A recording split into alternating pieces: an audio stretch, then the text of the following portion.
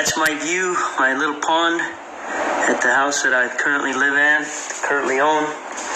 My little empty house, as long as it's my house. Anyway, give you a little bit of background about what I was talking about yesterday. About how things can snowball on you and things can happen to you that you don't expect, and that puts you in a mindset that's not always good. And I was talking about people that have committed suicide or life just beats them up to the point that they have a hard time coming back.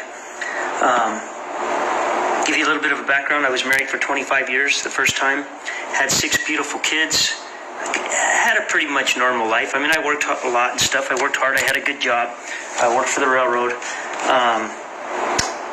And then I got divorced, and then after I got to Texas, did not expect it. But it was a lot different than this last time because it was over a period of time. So the grieving process was a little different than this time. This time I thought I had the world by the tail. I thought that I was doing great things for my kids.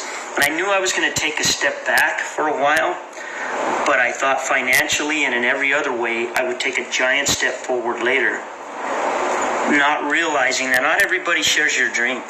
Not even the people that you think do. Not even the people that you think you're closest to or that you think are your soulmate are going to share your dream or what you want out of life. And not everybody can put up with the stresses that you put up with. I know most people couldn't handle a third of the stresses that I deal with. And not because I'm anything special, it's just because goofy things happen to me. And I don't know why. I'll give you an example. This last week, I was pulling a trailer with my buddy's vehicle, a borrowed vehicle, by the way, because he's trying to help me get on my feet with my contracting business. And because my vehicles have since broken down and because of this divorce and everything that's tied up and whatnot. But anyway, I have his trailer, and I have a blowout. No tools there to fix it with. I have to leave the trailer there, go get tools, or go get a tire, come back. Took all day long, all stinking day long. Waste of time, waste of money. Money that I had been saving for other things, and slowly it started to get chipped at. The next day, I'm in the truck, radiator hose blows. I call a buddy of mine, brings me a new radiator hose, $60 later, just for this stinking hose. I think I'm fixed. He goes to work. I leave, he leaves, and the radiator goes bad on me. It's leaking all from underneath. So I milk it to a parts house, and what little bit of money I had left from the last job I did, I had to buy an expensive radiator for the truck, put it in with a pair of pliers and a little cheap wrench that I bought, and I get the truck rolling again. While I'm there, I decide to call my attorney, and I said, hey, have you talked to the realtor yet about the house? And he says, no, I haven't had an opportunity to. And I was like, fine, I'll call him myself.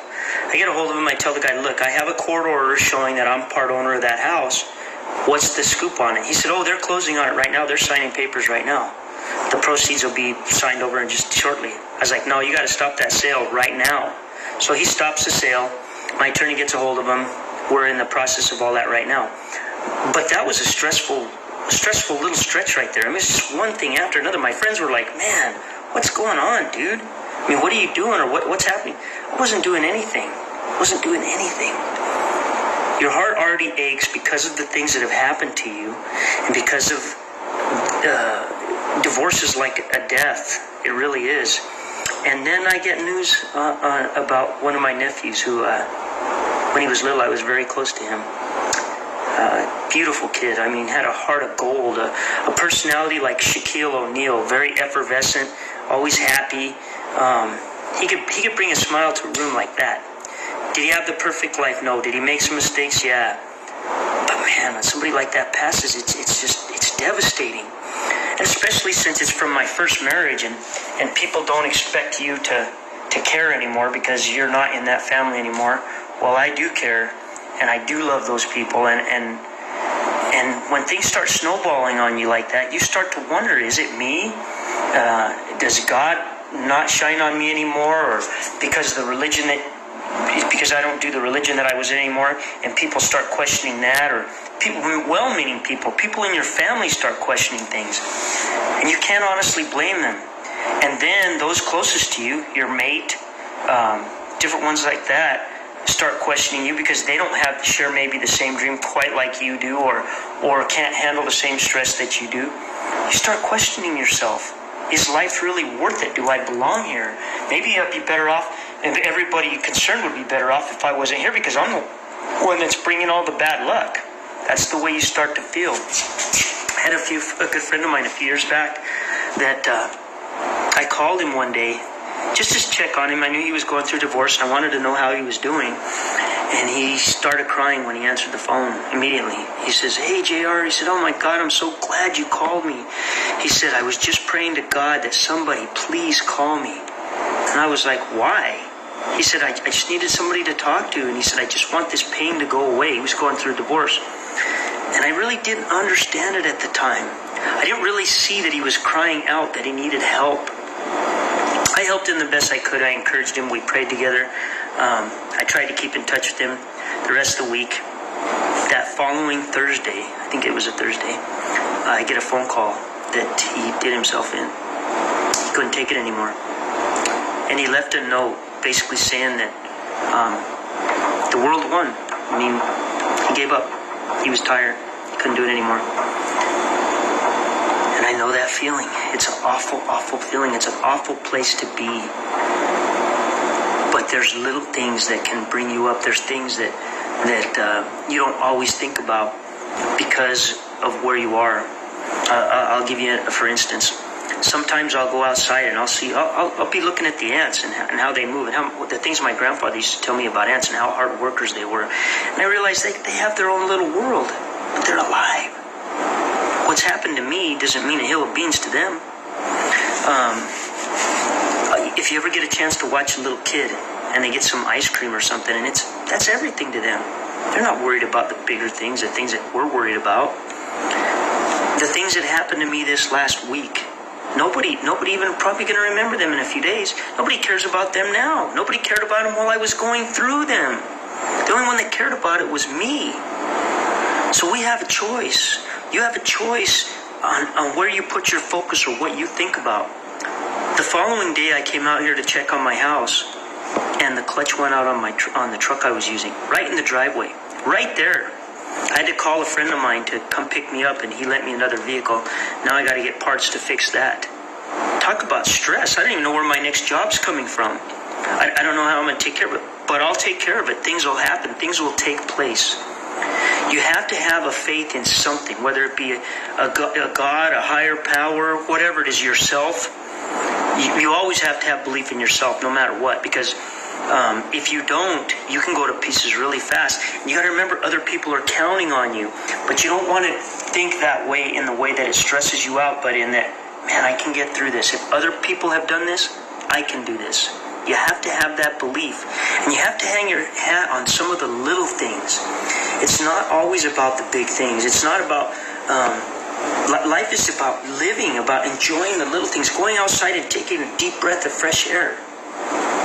Somebody put on Facebook the other day, people that say that, something about people that say that money doesn't bring happiness have never been bonded out of jail.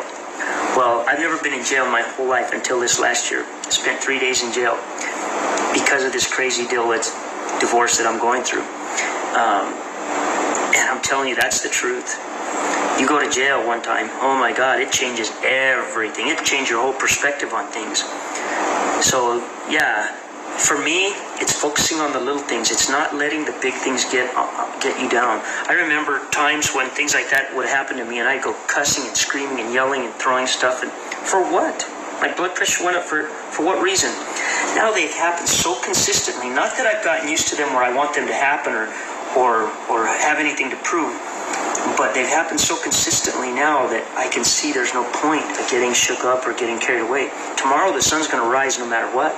It's going to come up. People are going to be eating breakfast and visiting and enjoying themselves or doing whatever they're doing. Somewhere somebody else is going to be having a tougher time than me. So sometimes you have to just change your focus a little bit. And sometimes you have to ask yourself different questions. And I'll get into that more tomorrow about how your brain works. I'm a big believer in Anthony Robbins, Dean Graziosi, Jim Rohn, Zig Ziglar, people like that. So some of the things that you hear me talk about or say, Les Brown, are because I feed my mind with those things to keep me positive, to keep me in a trajectory that is positive, so that I can really do reach my goals, so that I don't let this little stuff hinder me or tear me down. To some people, it's big stuff. To me anymore, it's not big stuff. The divorce that I'm going through, that's big stuff. But it's also not going to last forever. I will get through it, and I will move on. Anyway, tomorrow I'll tell you a little more, some other things that have happened, and how you use your mind to ask yourself the right questions so that you can get through some of the things that you're going through. Anyway, till then,